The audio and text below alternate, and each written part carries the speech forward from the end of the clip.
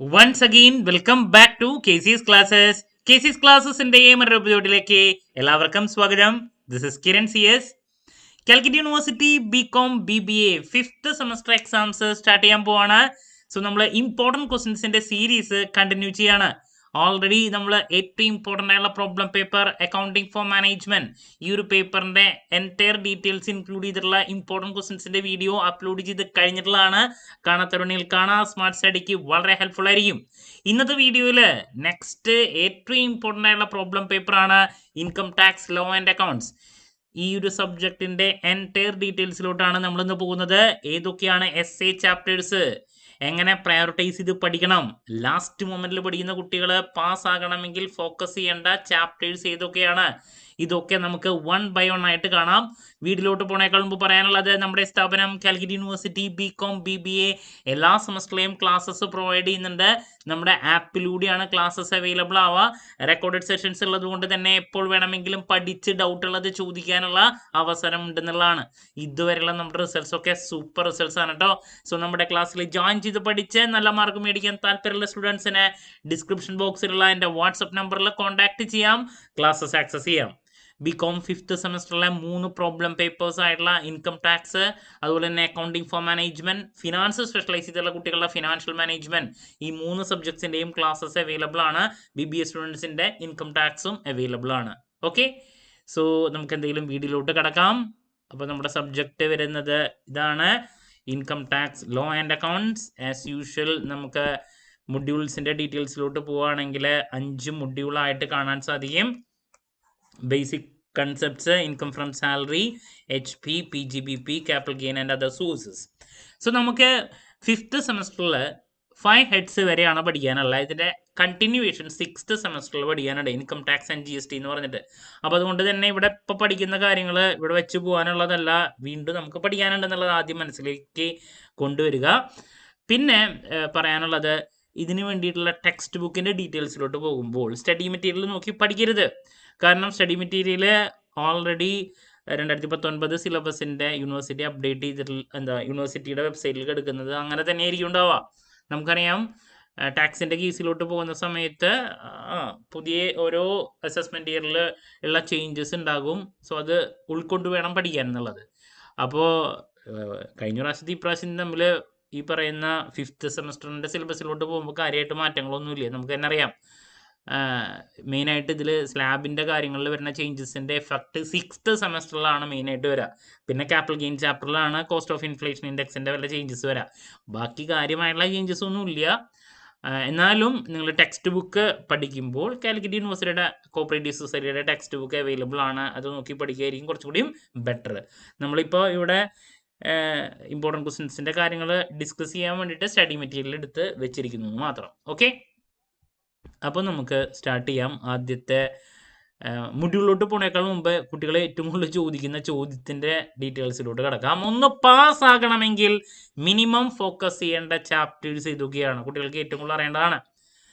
So കുറച്ച് പഠിച്ച് കൂടുതൽ ചോദ്യങ്ങൾ വരുന്ന മൊഡ്യൂൾസ്, ഏറ്റവും ഈസിയസ്റ്റ് ആയിട്ട് പഠിച്ച് കൂടുതൽ മാർക്ക് സ്കോർ ചെയ്യാൻ സാധിക്കുന്ന മൊഡ്യൂൾസ്, അതാണ് ഇവിടെ ഞാൻ പറഞ്ഞിരുന്നത്. സോ അങ്ങനെ പറയുകയാണെങ്കിൽ ബേസിക് കൺസെപ്റ്റ് നമ്മുടെ ആദ്യത്തെ മൊഡ്യൂള്, അതിൽ എന്താണ് ടാക്സിൻ്റെ ബേസിക് കാര്യങ്ങൾ, residential status, incidents of tax, ഇത്ര മാത്രമാണ് വരുന്നത്. വളരെ ഈസിയസ്റ്റ് ആയിട്ടുള്ള. സോ നമ്പർ 1 ഇത്. പിന്നെ HP, ഒരൊറ്റ ഫോമാറ്റ് പഠിച്ചാൽ തന്നെ അതിനെ റിലേറ്റ് ചെയ്തിട്ടുള്ള ചോദ്യങ്ങൾ SA എല്ലാതും നമുക്ക് സ്കോർ ചെയ്യാൻ സാധിക്കുന്നതാണ്. ദെൻ അതിനുശേഷം ക്യാപിറ്റൽ ഗെയിൻ. ഈ 3 ടോപ്പിക്സ് പഠിച്ചാൽ തന്നെ നമുക്ക് 60% അടുത്ത മാർക്സ് ഈസി ആയിട്ട് സ്കോർ ചെയ്യാൻ സാധിക്കും. First chapter HP, capital gain, ഇത് മാത്രം പഠിച്ചാൽ, ഇപ്പോൾ ലാസ്റ്റ് മൊമെന്റിൽ പഠിക്കുന്ന കുട്ടികളുടെ അടുത്ത് പറയാനുള്ളത്, നിങ്ങൾ ഈ 3 ടോപ്പിക്ക് പഠിച്ചാൽ തന്നെ 60% മാർക്ക് കിട്ടി. മനസ്സിലാവണ്ടോ? അപ്പോൾ സമയമില്ലാത്തവരുടെ അടുത്തൊക്കെയാണ് ഞാൻ പറയുന്നത്. ഇനി നിങ്ങൾക്ക് ജസ്റ്റ് ഒന്ന് പാസ്സായാൽ മതി, അല്ലെങ്കിൽ പാസ് മാർക്കിനേക്കാൾ കുറച്ചും കൂടിയും കൂടുതൽ ജസ്റ്റ് ഒന്ന് കിട്ടിയാൽ മതി എങ്കിൽ HPയും ക്യാപിറ്റൽ ഗെയിനും പഠിച്ചാൽ തന്നെ നിങ്ങൾക്ക് 2 essay ചോദ്യങ്ങൾ, അതുപോലെ തന്നെ 5 മാർക്കിൻ്റെ 2 ചോദ്യം അല്ലെങ്കിൽ 3 ചോദ്യം വരെ കിട്ടും. ദെൻ 2 മാർക്സിൻ്റെ ഒരു 4 മുതൽ 5 വരെ ചോദ്യങ്ങൾ കിട്ടും. എന്ന് വെച്ചിട്ടുണ്ടെങ്കിൽ 2 essay കിട്ടിയാൽ 10 മാർക്കായി, 5 മാർക്കിൻ്റെ മിനിമം ഒരു 2 കിട്ടിയാൽ അവിടെ 10 മാർക്കായി. 2 essay എന്ന് പറയുമ്പോൾ 10 10 20. 5 മാർക്കിന് 2 ചോദ്യങ്ങൾ എന്ന് പറയുമ്പോൾ മിനിമം അവിടെ 10 30 ഒരു 38 മുതൽ 40 മാർക്ക് വരെ ചോദ്യങ്ങൾ നമുക്ക് എക്സ്പെക്ട് ചെയ്യാൻ സാധിക്കുന്ന 2 ടോപ്പിക്സ് ആണ് HP-യും ക്യാപിറ്റൽ ഗെയിനും. ദെൻ അവിടെ ബേസിക് കൺസെപ്റ്റിലത്തെ കാര്യങ്ങൾ കൂടി നിങ്ങൾക്ക് കവർ ചെയ്യാൻ സാധിക്കുമെങ്കിൽ അതാ ഞാൻ പറഞ്ഞ 60% അബവ് ഈസി ആയിട്ട് കിട്ടുന്നു. മറ്റ് ടോപ്പിക്സിന്റെ പ്രത്യേകത എന്ന് പറയുന്നത് സാലറി ഒരുപാട് പഠിച്ചിട്ട് കിട്ടുന്നത് ചോദ്യങ്ങൾ എന്തെങ്കിലും വരും, കുറേ പഠിച്ചിട്ടാണ് അതിൽ നിന്ന് കുറച്ച് ടോപ്പിക്സ് കിട്ടുക. ഇതിന്റെ പ്രത്യേകത എന്ന് പറയുമ്പോൾ കുറച്ച് പഠിച്ച് കൂടുതൽ കിട്ടും, അതാണ്. അപ്പോൾ സ്മാർട്ട് അപ്രോച്ച് പോയി ഈസി ആയിട്ട് പാസ്സാകാനും നല്ല മാർക്കിലോട്ട് എത്താനും പ്രയോറിറ്റൈസ് ചെയ്ത് പഠിക്കേണ്ട കാര്യങ്ങളിലോട്ട് നമുക്ക് നെക്സ്റ്റ് പോകാം. അപ്പോൾ അതിന് നിങ്ങൾ ഫസ്റ്റ് മൊഡ്യൂൾ പഠിച്ചതിന് ശേഷം നെക്സ്റ്റ് പഠിക്കേണ്ടത് HP ആണ്. ദെൻ അതിനുശേഷം മൂന്നാമത് ഞാൻ സജസ്റ്റ് ചെയ്യുക ക്യാപിറ്റൽ ഗെയിൻ ആണ്. തേർഡ് ക്യാപിറ്റൽ ഗെയിൻ, നാലാമത് അതർ സോഴ്സ്, ദെൻ അതിനുശേഷം അഞ്ചാമത് PGBP, ആറാമത് സാലറി. അതല്ലാണ്ട് ഓർഡറിൽ പഠിക്കണമെന്ന് ഒരിക്കലും പറഞ്ഞിട്ടില്ല.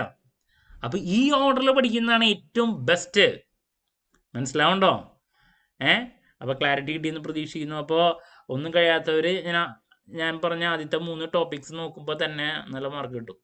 ഓക്കെ, ഇനി നമുക്ക് അതല്ലാണ്ട് ഈ ബുക്ക് എടുത്ത ഓർഡറിൽ പഠിക്കുന്ന കുട്ടികൾ, സ്മാർട്ട് അപ്രോച്ച് ചെയ്യാത്ത കുട്ടികൾ, അവരുടെ കാര്യം ഒന്ന് ആലോചിച്ച് നോക്കിയാൽ. ബേസിക് കൺസെപ്റ്റ് പഠിച്ചു, സാലറി നെക്സ്റ്റ് നോക്കുകയാണെങ്കിൽ ഈ അടുത്ത കാലത്തൊന്നും ഇത് പഠിച്ചു കഴിയില്ല. ഏറ്റവും വലിയ ടോപ്പിക്കാ സാലറി. ദെൻ അവസാനം എന്തായി പഠിത്തം ചോദിച്ചിട്ടുണ്ടെങ്കിൽ ബേസിക് കൺസെപ്റ്റ് കഴിഞ്ഞു, സാലറി ചെയ്തുകൊണ്ടിരിക്കുക. ചില കോളേജിൽ റെഗുലർ പഠിക്കുന്ന കുട്ടികൾക്ക് സാലറി എടുത്തെടുത്ത് കഴിയൂല.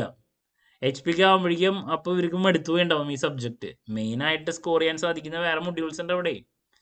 ഓക്കെ, അപ്പോൾ ദാറ്റ്സ് അബൌട്ട് പ്രയോറിറ്റൈസ് ചെയ്ത് പഠിക്കുമ്പോൾ ശ്രദ്ധിക്കേണ്ട കാര്യങ്ങളും ഏറ്റവും കൂടുതൽ മാർക്സ് വരുന്നതും.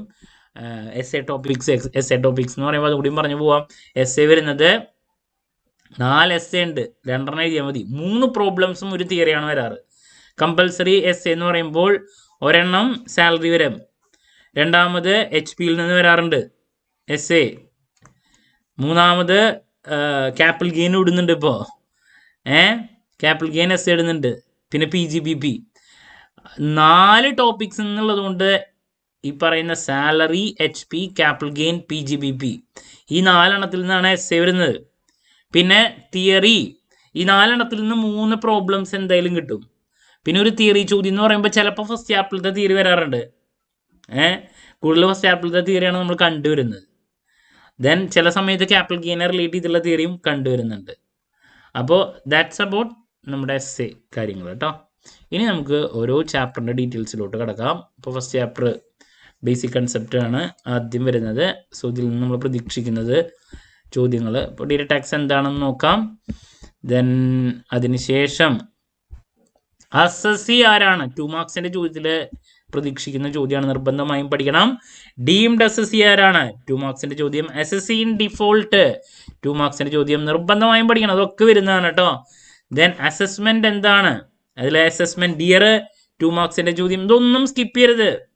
ദെൻ പ്രീവിയസ് ഇയർ എന്താണ്, ഇതൊക്കെ 2 മാർക്സ് ആണ്. അസസ്മെന്റ് ഇയർ എന്താണ്, പ്രീവിയസ് ഇയർ എന്താണ്, ഓക്കെ, ഇതൊക്കെ 2 മാർക്കിൻ്റെ ചോദ്യത്തിൽ റിപ്പീറ്റ് ആണ്. ദെൻ അതിനുശേഷം 2 മാർക്കിൻ്റെ വരുന്ന മറ്റൊരു ചോദ്യം പേഴ്സൺ ആരാണെന്നുള്ളത് നോക്കണം. പ്രീവിയസ് ഇയർ എന്താണ്, 2 മാർക്കിൻ്റെ ചോദ്യം.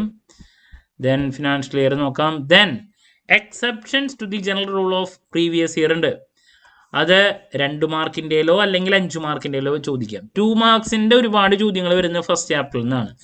അഗെയിൻ 2 മാർക്സിൻ്റെ ഗ്രോസ് ടോട്ടൽ ഇൻകം എന്താണ്, നിർബന്ധമായും പഠിച്ചിരിക്കണം. 2 മാർക്സിൻ്റെ ചോദ്യം.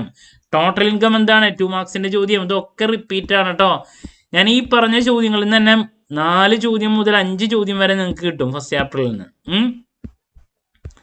കാഷ്വൽ ഇൻകം എന്താണ്, റിപ്പീറ്റ് ചോദ്യം. ഇതൊക്കെ നിങ്ങൾക്ക് എക്സാമിന് കാണാം. ദെൻ അതിനുശേഷം നെക്സ്റ്റ് വരുന്നത് റെസിഡൻഷ്യൽ സ്റ്റാറ്റസ് ആണ്. റെസിഡൻഷ്യൽ സ്റ്റാറ്റസിൻ്റെ തിയറി അതല്ലെങ്കിൽ പ്രോബ്ലം കമ്പൽസറി ആയിട്ട് 5 മാർക്കിൻ്റെ ഒരെണ്ണം വരും. ഇപ്പോൾ ഒരു വ്യക്തി ഇവിടെയാണ് ഉണ്ടായിരുന്നു, ഇന്ത്യയിലുണ്ടായിരുന്നു, അവിടെ നിന്ന് ഇപ്പോൾ ഇപ്പോൾ ദുബായിൽ പോയി, ദുബായിൽ എത്ര നാളെ നിന്നു, അതിനുശേഷം ഇങ്ങോട്ട് തിരിച്ചു വന്നു, അങ്ങനെ പോയി ഇങ്ങനെ പോയി, അപ്പോൾ ആളുടെ റെസിഡൻഷ്യൽ സ്റ്റാറ്റസ് കണ്ടുപിടിക്കുക, ഇതാണൊരു ചോദ്യം. അപ്പോൾ റെസിഡൻഷ്യൽ സ്റ്റാറ്റസിൻ്റെ തിയറി നോക്കണം. അതുപോലെ തന്നെ റെസിഡൻഷ്യൽ സ്റ്റാറ്റസിൻ്റെ പ്രോബ്ലം നമ്മൾ പ്രതീക്ഷിക്കുന്നുണ്ട് 5 മാർക്കിൻ്റെ കേട്ടോ. പിന്നെ അതിൽ തന്നെ നമുക്കറിയാം റെസിഡന്റ് ആൻഡ് ഓർഡിനറി റെസിഡന്റ് എന്ന് പറയുമ്പോൾ ആരാണ്, നോൺ റെസിഡന്റ് ആരാണ്, resident but not ordinary resident ആരാണ്, അതൊക്കെ നമുക്ക് 2 മാർക്കിന്റെ ചോദ്യമായിട്ടും വരാം. അപ്പോൾ നിങ്ങൾ പ്രോബ്ലംസ് നിർബന്ധമായും നോക്കി വയ്ക്കുക. അപ്പോൾ ഓക്കെ, അപ്പോൾ ആ തിയറി അറിയാമെങ്കിൽ ഏതൊന്നാലും നമുക്ക് ചെയ്യാൻ കിട്ടും കേട്ടോ. അപ്പോൾ അതാണ് പ്രോബ്ലം. അപ്പോൾ കൂടുതൽ റെസിഡന്റ് സ്റ്റാറ്റസിൻ്റെ പ്രോബ്ലമാണ് വരാറ്. പിന്നെ ചില സമയത്ത് മാത്രം incidents of tax, gross total income കണ്ടുപിടിക്കാൻ വേണ്ടിയുള്ള ചോദ്യം വരാറുണ്ട്. അപ്പോൾ അതാണ് ഈ ചാപ്റ്ററിലെ അവസാനം നമുക്ക് കാണാൻ സാധിക്കുന്നത്. Incidence of tax, gross total income കാണാം, ടാക്സബിൾ ആണ്, deemed to be income accrued in India, income earned outside India, അങ്ങനത്തെ ഈ ഒരു ടേബിൾ പഠിച്ചു കഴിഞ്ഞാൽ ഏത് പ്രോബ്ലം വന്നാലും ചെയ്യാൻ കിട്ടും. ഇതും 5 മാർക്കിൻ്റെയിലേക്കാണ് കേട്ടോ. അപ്പോൾ കൂടുതൽ റെസിഡൻഷ്യൽ സ്റ്റാറ്റസിൻ്റെ പ്രോബ്ലമാണ് വരുന്നത്, ബട്ട് ചില സമയത്ത് ഇതും 5 മാർക്കിൻ്റെയിൽ വരാറുണ്ട്. അപ്പോൾ ദാറ്റ്സ് അബൌട്ട് നമ്മുടെ ഈ ഒരു ചാപ്റ്ററിൽ. പിന്നെ ഇനി ഇതിൽ പറയാനുള്ള മറ്റൊരു ടോപ്പിക് എന്ന് പറയുന്നത് എക്സംപ്റ്റഡ് ഇൻകംസ് ഏതൊക്കെയാണ്. ഏതെങ്കിലും ഒരു 10 എക്സംപ്റ്റഡ് ഇൻകം എഴുതാൻ വേണ്ടിയിട്ടുള്ളൊരു ചോദ്യം വരാറുണ്ട്. അത് ചില സമയത്ത് 5 മാർക്കിൻ്റെയിലും വരാറുണ്ട്, ചിലപ്പോൾ എക്സാമിനും എസ്സേക്കും വരാറുണ്ട്. അതാണ് മറ്റൊരു ചോദ്യം എന്ന് പറയുന്നത്. Explain any exempted incomes, 10 exempted incomes എന്ന് പറഞ്ഞിട്ടുള്ള ഒരു ചോദ്യം. പിന്നെ ഇനി ഇതിൽ ചോദ്യങ്ങൾ വരാറ് നോട്ട് ഓൺലി ഇത് ഞാൻ പറഞ്ഞു ടോട്ടൽ ഇൻകം കമ്പ്യൂട്ടേഷൻ്റെ പ്രോബ്ലം. പിന്നെ ഈ പറയുന്ന ടാക്സ് റേറ്റിൻ്റെ കാര്യങ്ങൾ സ്ലാബ് ഒന്നും നമുക്ക് ശരിക്കും പറഞ്ഞാൽ 5th വരില്ല, 6th അത് വരല്ലോ കേട്ടോ. സർചാർജൊക്കെ നോക്കാം. ഇതൊക്കെ കൂടുതൽ മാർജിനൽ റിലീഫ് എന്താണ് കൂടുതൽ 6th സെമസ്റ്ററിലാണ് കണ്ടുവരാറ് 2 മാർക്സിൻ്റെ ചോദ്യത്തിൽ. 5th അങ്ങനെ വരാറില്ല, കാരണം 5th 5 ഹെഡ്സ് വരെ അല്ല ഉള്ളൂ, അതുകൊണ്ട്. പിന്നെ ഇനി ഇതിൽ നോക്കാനുള്ളത് നെക്സ്റ്റ് ഞാൻ പറഞ്ഞു എക്സംപ്റ്റഡ് ഇൻകം നോക്കണം കേട്ടോ. എക്സംപ്റ്റഡ് ഇൻകം എവിടെ, അത് പാർട്ടിലേക്ക് അഗ്രികൾച്ചറൽ ഇൻകം എന്താണെന്ന് മാത്രം നോക്കി വയ്ക്കാം. അതല്ലാണ്ട് വേറെ ഒന്നും അഗ്രികൾച്ചറൽ ഇൻകം ടോപ്പിക്കിൽ നിന്ന് കണ്ടുവരാറില്ല. എന്താണ് അഗ്രികൾച്ചറൽ ഇൻകം എന്ന് നോക്കാം. That's all. 2 മാർക്കിൻ്റെ എന്തെങ്കിലും വന്നാലായി, ദാറ്റ്സ് ഓൾ. അത് വിട്ടിട്ടുള്ള ചോദ്യങ്ങൾ വരാറില്ല. ഇനി ഞാൻ പറഞ്ഞ എക്സംപ്റ്റഡ് ഇൻകം ഇത് ഈ ഒരു ടോപ്പിക്കിൽ നിന്ന് ഏതെങ്കിലും ഒരു 10 എക്സംപ്റ്റഡ് ഇൻകം എസ്സേക്ക് വരുന്നുണ്ടെങ്കിൽ എഴുതാൻ വേണ്ടിയിട്ട് വരും. അതല്ലെങ്കിൽ ഇപ്പോൾ 2 മാർക്കിനും വരാം, 5 മാർക്കിനും വരാം. ഇതാണ് തിയറി ആയിട്ട് എസ്സേക്ക് ഇതിൽ നിന്ന് വരാറ്. ഇതിപ്പോൾ നിങ്ങൾക്ക് ഏത് രീതിയിലും മാർക്കാണ്, കുറേ ഐറ്റംസ് ഇതിലുണ്ട്. അപ്പോൾ ഞാൻ പലപ്പോഴും കുട്ടികൾക്ക് സജസ്റ്റ് ചെയ്യാറില്ല, കാരണം തിയറി എഴുതി സ്കോർ ചെയ്യുന്നതിനേക്കാളും ബെറ്റർ പ്രോബ്ലമാണ്, ഫുൾ മാർക്ക് അടിക്കാൻ പറ്റും. തിയറി എഴുതുമ്പോൾ പലപ്പോഴും മാർക്ക് കുറയാറുണ്ട് കുട്ടികൾക്ക്.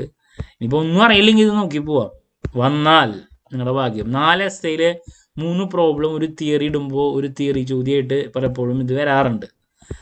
അപ്പോൾ ഇതാണ് നമ്മുടെ ഫസ്റ്റ് ചാപ്റ്ററിൻ്റെ ബേസിക് കൺസെപ്റ്റ് എന്ന് പറയുന്ന ചാപ്റ്ററിൽ ഉള്ള മൊത്തം കാര്യങ്ങൾ കേട്ടോ.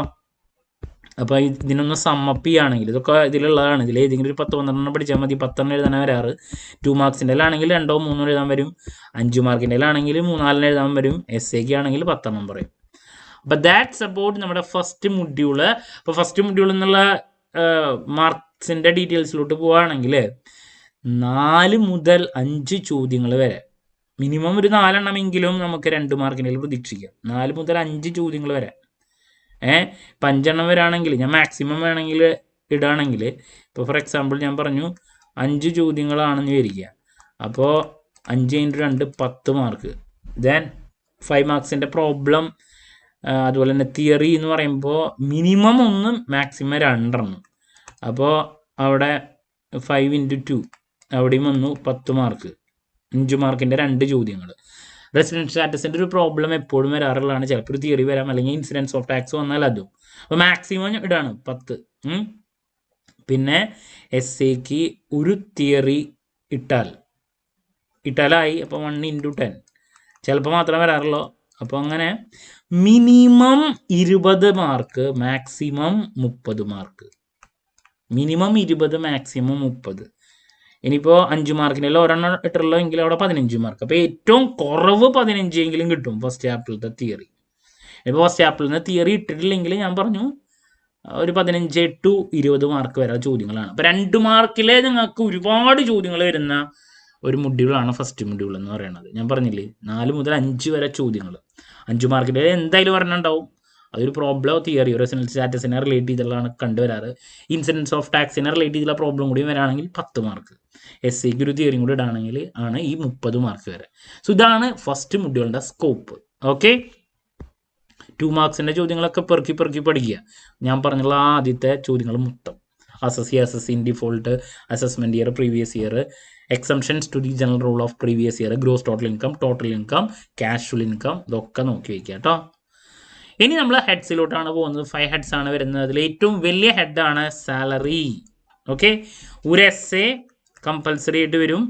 ദെൻ 5 മാർക്കിൻ്റെ നോക്കുമ്പോൾ പ്രോബ്ലം, അതൊരു ഗ്രാറ്റുവിറ്റിയുടെ പ്രോബ്ലം ആണ് കൂടുതൽ കണ്ടുവരുന്നത് ഇപ്പോൾ ലാസ്റ്റ് കുറച്ച് ഇതുകളായിട്ട്. അപ്പോൾ 5 മാർക്കിൻ്റെ 1 or 2 മിക്കതോ ഒരെണ്ണമാണ് ഇപ്പോൾ വരുന്നത്.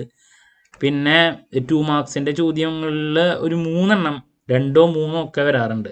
എന്ന് പറഞ്ഞാൽ ഒരു 20-21 മാർക്കാണ് ഞാനിപ്പോൾ കണ്ടുവരുന്നത്. ഇനി 5 മാർക്കിൻ്റെ 2 ഒക്കെ വരാണെങ്കിൽ ഒരു 25-26 മാർക്കിൻ്റെ ഒക്കെ സ്കോപ്പിലോട്ട് നമുക്ക് എത്തിക്കാനും പറ്റും. ഓക്കെ, അപ്പോൾ മിനിമം ഈ പറഞ്ഞ പോലെ 10-18 മാർക്ക് അല്ലെങ്കിൽ 10 ആ ഒരു ലെവൽ എന്തായാലും ഉണ്ടായിരിക്കും. 20 മാർക്കിൻ്റെ ഉള്ളിൽ 15 to 20 മാർക്സ് എന്തായാലും 20 മാർക്സ് എന്തായാലും നമുക്ക് ഈ ഒരു ചാപ്റ്ററിൽ നിന്ന് പ്രതീക്ഷിക്കാം. ഓക്കെ, അപ്പോൾ ദാറ്റ്സ് അബൌട്ട്. നമുക്കിനി ഇതിൻ്റെ ഡീറ്റെയിൽസിലോട്ട് കിടക്കുകയാണെങ്കിൽ സാലറിയുടെ എന്താണ് സാലറി എന്നുള്ളത് നോക്കാം. ദെൻ പിന്നെ അഡ്വാൻസ് സാലറി എന്താണ് 2 മാർക്സിൻ്റെ കണ്ടുവന്നിട്ടുണ്ട്. ഔട്ട്സ്റ്റാൻഡിങ് സാലറി, ഏരിയർ സാലറി, ഇതിൽ ഏതെങ്കിലും ഒരെണ്ണം 2 മാർക്കിൻ്റെ പ്രതീക്ഷിക്കുന്നുണ്ട്, നോക്കി വയ്ക്കണം. ദെൻ നെക്സ്റ്റ് പ്രോബ്ലം, ഇതാണ് ഒരു essay ചോദ്യം. സാലറി കാൽക്കുലേറ്റ് ചെയ്യാൻ വേണ്ടിയിട്ട് 10 മാർക്കിൻ്റെ ഉള്ളൊരു ചോദ്യം, നോക്കി വയ്ക്കുക. പിന്നെ അലവൻസസ്, എന്താണ് അലവൻസസ് എന്നുള്ളത്, അതിൽ HRAയുടെ ട്രീറ്റ്മെൻറ്റ്. ഇപ്പോൾ 10 മാർക്കിൻ്റെ ഒരു പ്രോബ്ലം ഫുൾ ചെയ്യണമെങ്കിൽ നമ്മൾ മൊത്തം സാലറി അറിഞ്ഞിരിക്കണം. പിന്നെ അതിൽ വേറെ പറയാനൊന്നുമില്ല. പിന്നെ 2 മാർക്കിൻ്റെ തിയറി ചോദ്യത്തിൽ ഇപ്പോൾ HRA എന്താണ് നോക്കി വയ്ക്കുക. എൻ്റർടൈൻമെൻറ്റ് അലവൻസ് 2 മാർക്സിൻ്റെ ചോദ്യം. സിറ്റി കോമ്പൻസേറ്ററി അലവൻസ് 2 മാർക്സിൻ്റെ വന്നിട്ടുള്ളതാണ്. ഇതിനേക്കാൾ മുമ്പ് വന്നിട്ടുള്ള കാര്യങ്ങളാണ്. പിന്നെ children education allowance, children hostel allowance, ഇതൊക്കെ 2 മാർക്കിൻ്റെ സെപ്പറേറ്റ് വരാറുള്ളതാണ്, നോക്കണം. ഓക്കെ, അപ്പോൾ അലവൻസ് എന്താണ്, അതിൽ പാർട്ട്ലി ഫുള്ളി അതൊക്കെ തിയറിക്ക് നോക്കി വയ്ക്കുക കേട്ടോ. അലവൻസിനെ റിലേറ്റ് ചെയ്തിട്ടുള്ള കാര്യങ്ങൾ. HRA ട്രീറ്റ്മെൻറ്റ് സെപ്പറേറ്റ് പഠിക്കണം. 5 മാർക്കിൻ്റെ പ്രോബ്ലം ആയിട്ട് വരാം. ഓക്കെ, HRA കാൽക്കുലേഷൻ 5 മാർക്സ് ചോദ്യത്തിലേക്ക് നമുക്ക് വരാം. പിന്നെ 10 മാർക്സിൻ്റെ അതിൻ്റെ പാർട്ടായിട്ട് നമുക്ക് പ്രതീക്ഷിക്കാം. അപ്പോൾ HRA വളരെ ഇമ്പോർട്ടൻ്റ് ആണ്. പിന്നെ ഈ പറഞ്ഞ ഓരോ അലവൻസസിൽ ഏതെങ്കിലും 1-2 മാർക്കിൻ്റെ ചോദ്യമായിട്ടും എക്സ്പെക്റ്റ് ചെയ്യാം. ചിൽഡ്രൻ എഡ്യൂക്കേഷൻ അലവൻസ്, ഹോസ്റ്റൽ, അങ്ങനെ പറഞ്ഞില്ലേ ഞാൻ കുറച്ച് അലവൻസസ് റിപ്പീറ്റ് ആയിട്ടുള്ളത്, അതൊക്കെ നോക്കി വയ്ക്കുക കേട്ടോ. ഇനി നെക്സ്റ്റ് നമുക്ക് പെർക്യൂസിറ്റ്സ് ആണ്. പെർക്യൂസിറ്റ്സിൽ റൺ ഫ്രീ അക്കോമഡേഷൻ്റെ കാൽക്കുലേഷൻ 5 മാർക്കിൻ്റെ ചോദ്യത്തിൽ പ്രതീക്ഷിക്കാം. പിന്നെ ഫുൾ പ്രോബ്ലത്തിൽ നമുക്കതിന് ആവശ്യമുണ്ട്. പിന്നെ സ്പെസിഫൈഡ് എംപ്ലോയി ആരാണ് 2 മാർക്കിൻ്റെ ചോദ്യത്തിൽ തിയറി ആയിട്ട് വരാറുള്ളതാണ്. Who is a specified employee പഠിച്ചു വയ്ക്കണം. പിന്നെ പെർക്യൂസിറ്റിൻ്റെ കാര്യങ്ങൾ നോക്കുക. അതിൽ റൺ ഫ്രീ അക്കോമഡേഷന് കൂടുതൽ ഇമ്പോർട്ടൻസ് കൊടുത്ത് പഠിക്കുക. 5 മാർക്കിൻ്റെ പ്രോബ്ലം. പിന്നെ LTC ലീവ് ട്രാവൽ കൺസെഷൻ എന്താണെന്നുള്ളത് തിയറിക്ക് ഇതിനായിട്ട് മുമ്പ് വന്നിട്ടുള്ളതാണ്, നോക്കാം. റൺ ഫ്രീ അക്കോമഡേഷൻ്റെ കാൽക്കുലേഷൻ 5 മാർക്സിൻ്റെ പ്രോബ്ലം ആയിട്ടോ അതല്ലെങ്കിൽ ഈ പറഞ്ഞ പോലെ തന്നെ പ്രതീക്ഷിക്കാം. ഫുൾ പ്രോബ്ലത്തിൻ്റെ പാർട്ടായിട്ട് അങ്ങനെയും എക്സ്പെക്റ്റ് ചെയ്യാം കേട്ടോ. HRA, റൺ ഫ്രീ അക്കോമഡേഷൻ രണ്ടും നോക്കുക. പിന്നെ റിട്ടേൺ പ്രൊവിഡൻറ്റ് ഫണ്ടിൻ്റെ തിയറി എന്താണ്, provident fund, public provident fund, അതുപോലെ തന്നെ statutory provident fund, recognised provident fund, ഇതിൻ്റെ തിയറി നോക്കണം. RPF എന്താണ്, അൺറെക്കഗ്നൈസ്ഡ് പ്രൊവിഡൻറ്റ് ഫണ്ട്, PPF ഇതെന്താണെന്നുള്ളത് നോക്കുക. ഏതെങ്കിലും 2 മാർക്കിലേക്ക് നമുക്ക് പ്രതീക്ഷിക്കാം. സോ അതാണ് RPFൻ്റെ കാര്യങ്ങൾ. പിന്നെ ഗ്രാറ്റുവിറ്റി മിക്ക ക്വസ്റ്റ്യൻ പേപ്പറിലും ലാസ്റ്റ് 2-3 വർഷങ്ങളായിട്ട് നോക്കുമ്പോൾ ഗ്രാറ്റുവിറ്റിനെ റിലേറ്റ് ചെയ്തുള്ളൊരു പ്രോബ്ലം 5 മാർക്കിൽ വരുന്നുണ്ട്. അപ്പോൾ ഗ്രാറ്റുവിറ്റിക്ക് ഇമ്പോർട്ടൻസ് കൊടുത്ത് പഠിക്കുക. നമ്മൾ എന്തായാലും എക്സ്പെക്റ്റ് ചെയ്യുന്നുണ്ട് ഒരു പ്രോബ്ലം ഗ്രാറ്റുവിറ്റി. അപ്പോൾ 5 മാർക്കിൽ ഗ്രാറ്റുവിറ്റിയുടെ ഒരു പ്രോബ്ലമാണ് ഇപ്പോൾ കുറച്ച് ടൈം ആയിട്ട് കാണുന്നത്. ഗ്രാറ്റുവിറ്റി ഉണ്ട്, HRA ഉണ്ട്, റെന്റ് ഫ്രീ അക്കോമഡേഷൻ ഒക്കെ ഉണ്ടെങ്കിലും ഗ്രാറ്റുവിറ്റി നമ്പർ 1 ആയിട്ട് ഇപ്പോൾ നിൽക്കുന്നുണ്ട് കേട്ടോ. ഇപ്രാവശ്യം എന്താണെന്ന് അറിയില്ല, എന്നാലും ഗ്രാറ്റുവിറ്റി നന്നായിട്ട് പഠിക്കാൻ ശ്രമിക്കുക. ലീവ് എൻകാഷ്മെൻ്റ് ഒക്കെ നോക്കി വയ്ക്കാമെന്ന് മാത്രം. സോ ദാറ്റ്സ് അബൌട്ട് നമ്മുടെ ഈ ഒരു ചാപ്റ്റർ. ഒരുപാട് കാര്യങ്ങൾ നോക്കാനുണ്ട്. പിന്നെ ലാസ്റ്റ് അതിൻ്റെ ഡിഡക്ഷൻസും കാര്യങ്ങളൊക്കെ, പ്രൊഫഷണൽ ടാക്സ് ആ ഡിഡക്ഷനും ഇതൊക്കെ നോക്കണം കേട്ടോ. സാലറിയുടെ ഈ 3 കാര്യങ്ങൾ ഒരു പ്രാവശ്യം തിയറിക്കും ചോദിച്ചിട്ടുണ്ട്. Entertainment allowance, standard deduction, professional tax 3 subtract ചെയ്താലാണ് നമുക്ക് എത്രയാണ് ടാക്സബിൾ ഇൻകം ഫ്രം സാലറി എത്രയാണെന്ന് കിട്ടുക. അപ്പോൾ ഈ ഒരു ഫുൾ പ്രോബ്ലമാണ് മെയിനായിട്ട്. ഇത് പഠിക്കുമ്പോൾ എല്ലാതും ഇതിൽ വന്നു കഴിഞ്ഞു. അതിൽ പക്ഷേ 5 മാർക്കിൻ്റെയിലേക്കാണ് ഞാൻ പറഞ്ഞ 3 ടോപ്പിക്സിന് കൂടുതൽ ഇമ്പോർട്ടൻസ് കൊടുത്ത് പഠിക്കണം എന്ന് പറഞ്ഞ് HRA, rent free accommodation, gratuity. PF ഉണ്ട്, എന്നാലും കൂടുതൽ ഈ പറയുന്ന 3 ടോപ്പിക്സിനാണ് ഇമ്പോർട്ടൻസ് കൊടുക്കേണ്ടത് വരാറുള്ളത്. സോ ദാറ്റ്സ് അബൌട്ട് നമ്മുടെ സാലറി. അപ്പോൾ ലെങ്തി ആണ് സാലറി. അലവൻസസിൽ ഏതെങ്കിലും ടോപ്പിക്ക് 2 മാർക്കിൻ്റെയിലും ചോദിക്കാറുണ്ട്. ഇനി ഇൻകം ഫ്രം ഹൗസ് പ്രോപ്പർട്ടി ബുക്കിൽ നോക്കുമ്പോൾ ഒരുപാട് കാര്യങ്ങളുണ്ടെങ്കിലും ജസ്റ്റ് ആ ഫോമാറ്റ് പഠിച്ചു കഴിഞ്ഞാൽ തന്നെ essay 5 മാർക്ക്, അതുപോലെ തന്നെ തിയറി, അങ്ങനെ 3 ടോപ്പിക്സ് 3 പാർട്ടിൽ നമുക്ക് എക്സ്പെക്ട് ചെയ്യാൻ സാധിക്കുന്നതാണ്. ഇപ്പോൾ essay ഒരെണ്ണം വരുന്നുണ്ട്, ഇപ്പോൾ 5 മാർക്കിൻ്റെ എന്തായാലും ഒരു തിയറി വരുന്നുണ്ട്. അതുപോലെ തന്നെ 2 മാർക്സിൻ്റെ മിനിമം 2 ഇടുന്നുണ്ട് എന്ന് പറഞ്ഞിട്ടുണ്ടെങ്കിൽ അവിടെ ഒരു 4 മാർക്ക്, ചിലപ്പോൾ എന്താ പറയുക 3 ഇടണമെങ്കിൽ 6 മാർക്ക്. അപ്പോൾ എങ്ങനെ പോയാലും ഒരു 20 മാർക്കിൻ്റെ അടുത്ത് ചോദ്യങ്ങൾ വരുന്നുണ്ട് ഈ ഒരു ടോപ്പിക്കിൽ നിന്ന്.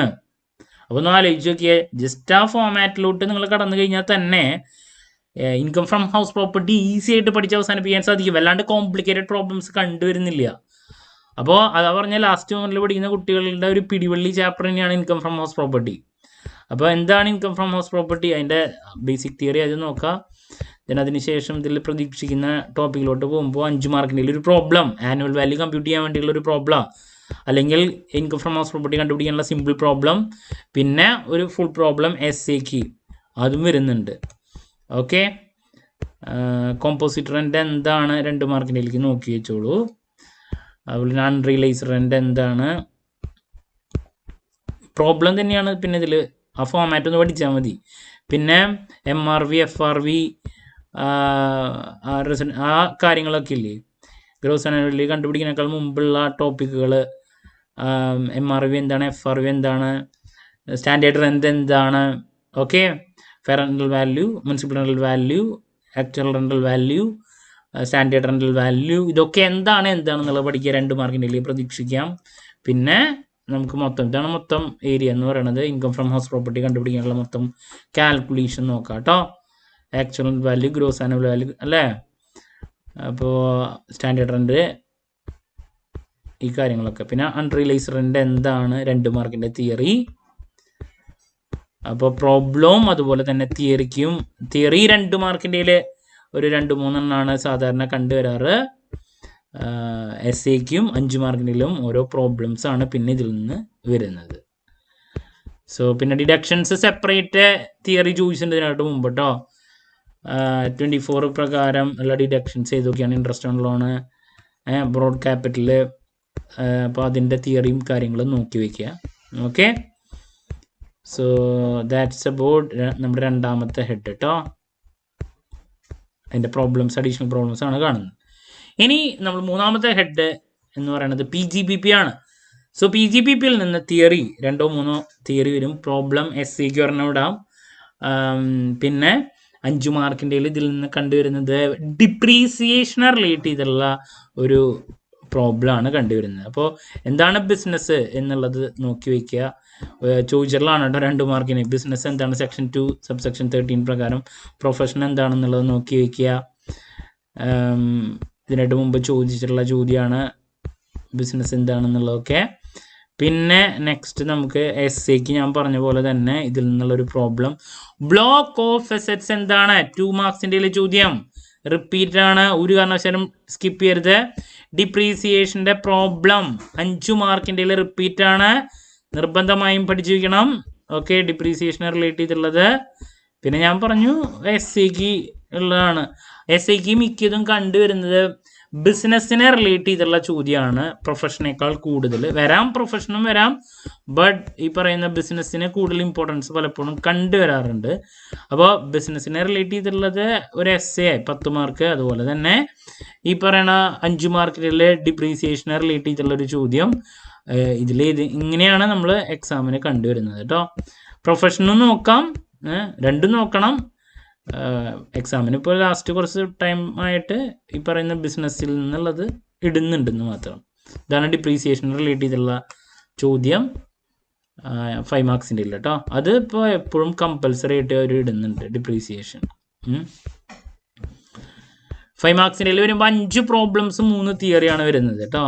അപ്പോൾ ആ പ്രോബ്ലംസ് തന്നെ കൂടുതൽ നോക്കാൻ ശ്രമിക്കുക. ഫോമാറ്റ് പഠിച്ചു കഴിഞ്ഞാൽ ഈസിയാണ് ഈ പറഞ്ഞ പ്രോബ്ലംസിൻ്റെ കാര്യങ്ങളിലോട്ടൊക്കെ. അപ്പോൾ PGBB നോക്കുമ്പോൾ ഒരു എസ്സേ 10 മാർക്ക് 5 മാർക്കിൻ്റെയിലേക്ക് നോക്കുമ്പോൾ ഒരെണ്ണം എന്തായാലും വരുന്നുണ്ട് 15, 2 മാർക്സിനും മിനിമം 3 എണ്ണം. അപ്പോൾ അങ്ങനെ ഒരു 21 മാർക്ക് നമുക്ക് എക്സ്പെക്ട് ചെയ്യാം PGBB. ഇനി നെക്സ്റ്റ് ക്യാപിറ്റൽ ഗെയിൻ ആണ്. ചെറിയ ചാപ്റ്റർ, ഒരുപാട് മാർക്സ്. അതാണ് ക്യാപിറ്റൽ ഗെയിൻ്റെ പ്രത്യേകത. 10 മാർക്കിൻ്റെ ഒരു എസ്സേ ഇടുന്നുണ്ട്, 5 മാർക്കിൻ്റെ കമ്പൽസറി പ്രോബ്ലം ഇടുന്നുണ്ട്, 2 മാർക്സിൻ്റെ തിയറി 2 to 3 ചോദ്യങ്ങൾ, അങ്ങനെ 21 മാർക്സ്. അപ്പോൾ HP-യും ഈസിയാണ്. ക്യാപിറ്റൽ ഗെയിൻ ജസ്റ്റ് പറഞ്ഞാൽ വാങ്ങുന്ന വില, വിറ്റ വില, ഈ 2 കാര്യങ്ങളുടെ ഡിഫറൻസ് ആണ് ഇതിൻ്റെ ആൻസർ. വളരെ ഈസി കൺസെപ്റ്റാണ്. പിന്നെ ബാക്കി ഇതിൻ്റെ ബേസിക് തിയറിയും കാര്യങ്ങളൊക്കെ പഠിച്ചു കഴിഞ്ഞാൽ ഇത് വന്നാലും ചെയ്യാൻ കിട്ടും. അപ്പോൾ ഇതിൽ ക്യാപിറ്റൽ ഗെയിൻ എന്താണ്, അതിൽ ക്യാപിറ്റൽ അസറ്റിൻ്റെ തിയറി നിർബന്ധമായും പഠിക്കുക. 2 മാർക്കിൽ റിപ്പീറ്റ് ആണ്. ക്യാപിറ്റൽ അസറ്റ് എന്താണ്, ഓക്കെ, 2 മാർക്കിൻ്റെ റിപ്പീറ്റ് ചോദ്യമാണ് കേട്ടോ. ക്യാപിറ്റൽ അസറ്റിനെ റിലേറ്റ് ചെയ്തുള്ള ചോദ്യം. ഒരു പ്രാവശ്യം തിയറിയും വന്നിട്ടുണ്ട്. Types of capital asset, short time, long time, capital gain എന്താണ്, ഷോർട്ട് ടൈം ക്യാപിറ്റൽ ഗെയിൻ എന്താണ്, ലോങ് ടൈം ക്യാപിറ്റൽ ഗെയിൻ എന്താണ്, റിപ്പീറ്റ് ക്വസ്റ്റ്യൻ. നെക്സ്റ്റ് ട്രാൻസ്ഫർ എന്താണ്, നിർബന്ധമായും പഠിക്കുക. ഒരു പ്രാവശ്യം എസ്സേക്ക് ട്രാൻസ്ഫറിനെ റിലേറ്റ് ചെയ്തുള്ള കാര്യങ്ങൾ മുഴുവനായിട്ട് എക്സ്പ്ലെയിൻ ചെയ്യാൻ വേണ്ടിയുള്ളൊരു ചോദ്യമാണ് എസ്സേക്ക് ഒന്ന്. തിയറി പലപ്പോഴും ക്യാപിറ്റൽ ഗെയിൻ ചാപ്റ്ററിൽ നിന്ന് പ്രോബ്ലം മാത്രമല്ല തിയറിയും കാണാറുണ്ട്. ട്രാൻസ്ഫർ എന്താണ്, ട്രാൻസ്ഫറിനെ റിലേറ്റ് ചെയ്തുള്ള കാര്യങ്ങൾ, ക്യാപിറ്റൽ അസറ്റ് എന്താണ്, അതിനെ റിലേറ്റ് ചെയ്തുള്ള കാര്യങ്ങൾ തിയറി ആയിട്ട് എഴുതാൻ വേണ്ടിയിട്ട്. അപ്പോൾ ഞാൻ തിയറി എഴുതാൻ സജസ്റ്റ് ചെയ്യില്ല, ബട്ട് തിയറി വന്നിട്ടുണ്ടെന്ന് പറയാണ്. ഓക്കെ, തിയറി എഴുതുന്നതിനേക്കാളും ബെറ്റർ എപ്പോഴും പ്രോബ്ലം ചെയ്ത് സ്കോർ ചെയ്യുന്നതാണ്. അപ്പോൾ അങ്ങനെ. പിന്നെ 5 മാർക്കിൻ്റെ ഞാൻ പറഞ്ഞു, 5 മാർക്കിൻ്റെ എസ്സേക്കും ക്യാപിറ്റൽ ഗെയിനെ റിലേറ്റ് ചെയ്തുള്ള പ്രോബ്ലംസ് ആണ് 5 മാർക്കിൻ്റെ കാൽക്കുലേഷൻസ്. എസ്സേക്ക് ആണെങ്കിലും കുറച്ച് കൂടുതൽ അതിൽ കാര്യങ്ങൾ ഉണ്ടായിരിക്കുന്നു മാത്രം. പിന്നെ അതിൻ്റെ ഡിഡക്ഷൻസ് നോക്കണം. ഡിഡക്ഷൻസ് കൂടിയും ഇൻക്ലൂഡ് ചെയ്തിട്ടുള്ളതാണ്. ഷോർട്ട് ടൈം ക്യാപിറ്റൽ ഗെയിൻ എന്താണ്, ലോങ് ടൈം ക്യാപിറ്റൽ ഗെയിൻ എന്താണ്, നിർബന്ധമായും പഠിക്കുക. പിന്നെ കോസ്റ്റ് ഓഫ് ഇൻഫ്ലേഷൻ ഇൻഡെക്സ് എന്താണ്, CII 2 മാർക്കിൻ്റെ ചോദ്യം. കോസ്റ്റ് ഓഫ് ഇൻഫ്ലേഷൻ ഇൻഡെക്സ്, അതിൻ്റെ തിയറി. കോസ്റ്റ് ഓഫ് ഇംപ്രൂവ്മെൻ്റ് എന്താണ്, കോസ്റ്റ് ഓഫ് അക്വിസിഷൻ കാൽക്കുലേറ്റ് ചെയ്യുമ്പോൾ വേണ്ടതാണ്. അപ്പോൾ നിർബന്ധമായി അത് അറിഞ്ഞിരിക്കണം. പ്രോബ്ലം എന്തായാലും എസ്സേക്കും വരുന്നുണ്ട് ഇപ്പോൾ. അതുപോലെ തന്നെ 5 മാർക്ക് കോസ്റ്റ് ഓഫ് ഇംപ്രൂവ്മെൻറ്റ്. പിന്നെ ഡിഡക്ഷൻസ്, എക്സംഷൻസ് അറിഞ്ഞാലേ നമുക്ക് ഫുൾ പ്രോബ്ലം ചെയ്യാൻ പറ്റുള്ളൂ. അതിൽ ഈ 54, 54BA ഇതൊക്കെ നോക്കണം കേട്ടോ, എന്നാലേ നമുക്ക് ഫുൾ പ്രോബ്ലം ചെയ്യാൻ പറ്റുള്ളൂ. ഓക്കെ, എന്താണെന്നുള്ള അറിഞ്ഞു വയ്ക്കുക. നമുക്ക് ഫുൾ പ്രോബ്ലം ചെയ്യണമെങ്കിൽ നമുക്ക് അല്ല ഡിഡക്ഷൻസ് അറിഞ്ഞിരിക്കണം. So that's about capital gain chapter. അപ്പോൾ ക്യാപിറ്റൽ ഗെയിനിൽ നിന്ന് ഞാൻ പ്രതീക്ഷിക്കുന്ന കാര്യങ്ങൾ പറഞ്ഞു. 2 മാർക്സിൻ്റെ വരുന്ന ചോദ്യങ്ങൾ capital asset, transfer, long time capital asset, short time capital asset, long time capital gain, short time capital gain, cost of inflation index, cost of improvement, ഇതൊക്കെ അറിഞ്ഞിരിക്കണം. പ്രോബ്ലം 5 മാർക്കിൻ്റെ സിമ്പിളായിട്ടുള്ളൊരു പ്രോബ്ലം. ആ സെയിം സംഭവം തന്നെ നമ്മൾ എസ്സേക്ക് കുറച്ചും കൂടിയും ഡീറ്റെയിൽഡ് ആയിട്ട് കണ്ടുവരുന്നു. Okay, so that's about capital gain. And last ഹെഡാണ് അതർ സോഴ്സസ്. അതർ സോഴ്സസിൽ നിന്ന് സാധാരണ ഇപ്പോൾ കുറച്ച് ടൈമായിട്ട് 2 മാർക്കിൻ്റെ 1-2 ചോദ്യങ്ങൾ, 5 മാർക്കിൻ്റെയിലും എസ്സേക്കൊന്നും ചോദ്യങ്ങൾ ഇപ്പോൾ ഇതിൽ നിന്ന് കണ്ടുവരുന്നില്ല.